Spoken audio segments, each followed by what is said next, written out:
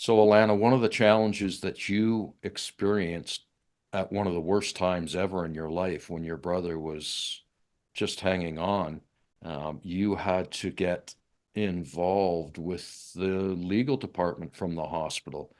Can you just expand on what happened there and maybe just explain the intricacies of a power of attorney and the one issue that came about? So a power of attorney is just a document that appoints somebody to act on your behalf when you're incapable. There's two types. There's one for property, which deals with finances, money, land. And then there's personal care, which would be where healthcare directives come into play. I've been invoked for both.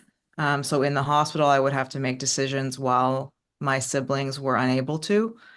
And then for property, I mean, dealing with tax filing and finances and making sure my brother's bills were paid, making sure he had money, period, to pay his bills and to manage his lifestyle, should he come out on the other side. So in every power of attorney, there is a do not resuscitate option. So if your heart stops and you're in a medical facility, if you have a do not resuscitate, they will not save your life. And in my brother's case, he does not have a do not resuscitate, but there's verbiage around it that kind of sounded like he did not want to be resuscitated.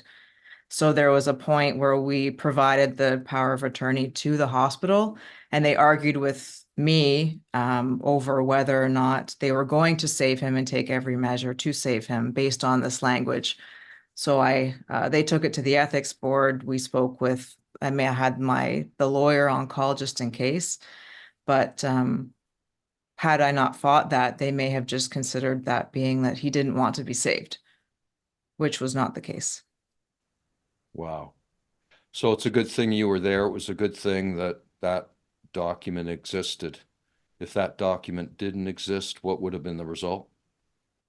He probably would have died. And I don't just say that. I've spoken to a few doctors, surgeons, administrative staff in the hospital while I was there, and they said that had we not been there to advocate for him, he would most likely be dead now. And once you clarified that, was the hospital helpful to you? Was it seamless then? Were you glad that you had the power of attorney? So they wouldn't disclose anything to me or anyone else. To his wife, they would, but we weren't allowed to know or do anything without that power of attorney. So once the power of attorney was enforced, then I could make decisions on his behalf as he wanted me to. And just to reiterate, how old is your brother? He's 35. And on a bright note, how is your brother? He's fantastic. He has a new birthday. He was transplanted. He now has a new liver. I mean, his urine immediately changed color to what it's supposed to look like. He is walking and breathing and laughing, and it's a miracle.